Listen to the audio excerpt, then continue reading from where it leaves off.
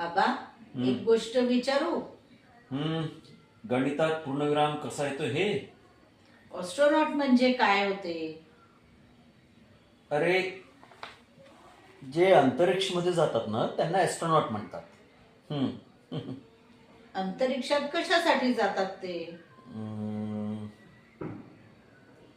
हा, ते बघ अस्वल, तिथे गरुड आहे आणि त्या साईडला मोठा सिंह आहे. अरे, आपल्यासारखंच एक सुंदरसं जग आहे तिथे.